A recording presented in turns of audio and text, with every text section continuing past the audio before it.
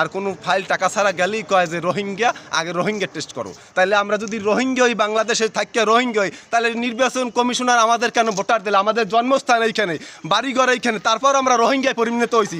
তারা যে চাকরি করতে আইছে তারা কি আসলে রোহিঙ্গা, না তারা কি বাংলাদেশের জনগণ? এইটাই আমার জিজ্ঞানের মানে সরকারের কাছে আমার প্রশ্ন, যে যারা এখানে আসছে তারা কি রোহিঙ্গা, না আমরা রোহিঙ্গা? আমরা সরকারকে ভোট দিচ্ছি, সরকারের নির্বাচন করছি, সরকারকে বানাইছি আমরা ভোট দিয়া, আমরা হয়েছি রোহিঙ্গা। আর তারা এইখানে ঘুষ দিয়া, টাকা খাইয়া, তারপর এক একটা ফাইলে 8,000, 10,000, 2,000, 5,000 টাকা খাইয়া না দিলেই তারা বলে কি যে এরা রোহিঙ্গা, তার ফাইলে সমস্যা আছে, এই ফাইলে সমস্যা, ওই ফাইলে সমস্যা, খালি ঘুরেতেই থাকে দিনের দিন। যেটা টাকা পড়ে ওইটা আর কোনো ঘুরে নাই, হারাবাড়ির সময় লাগে 5 মিনিট টাকার ফাইলে, আর যেটা টাকা দেয় না এইটার সময় লাগে 5 মাস। এইটার জন্য সরকারের কাছে আমরা বিচার চাই।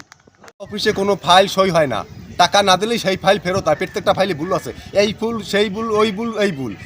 এরা যেটা টাকা পড়ে সেইটা কোনো ভুল নেই, সব ভুল এরা সংশোধন করে দেয়। আর যদি টাকা না দেয় তাইলেই বলে আপনারা দালাল ধরছেন, দালাল ধরিয়েছেন। মানে সাধারণ পাবলিক আসলেই ভিতরে বলে দালাল ধরছেন। কারা করে এগুলো? এটাই অফিসের বড় অফিসার এবং মফিজুল ইসলাম একজন আছে অফিসার, সে আর হল যে বড় অফিসার। বড় অফিসার দ্বারা গেলেই বলে যে আপনারা দালাল ধরিয়ে আসছেন। যেটা টাকায় আসে সেটা তারা সরাসরি সই করিয়ে দেয়, তাতে আর দালালের নাম হয় না। আর যেটা নিরীহ জনগণ, তারা কম্পিউটারের দোকান দিয়ে আবেদন করিয়া টাকা জমা দিয়ে ভিতরে চলে যায়, বলে আপনারা টাকা দালাল ধরিয়ে আসছেন। মানে তাদের হাতে দেয় না কেন? ফাইলগুলো তাদের হাতে দিলেই তারা ওই যে টাকা খাইবে পার্টির কাছ থেকে, তারপর যায় তারা ফাইল সই করে দেবে। এইটার জন্য আমরা সুষ্ঠু বিচার চাই। এখন সরকার আছে, সরকারের কাছে দাবি যে আমাদের এই দালাল যে ঘুষমুক্ত, পাসপোর্ট অফিস যেন ঘুষমুক্ত করা হয়, এই জন্য আমার বিনীতভাবে অনুরোধ।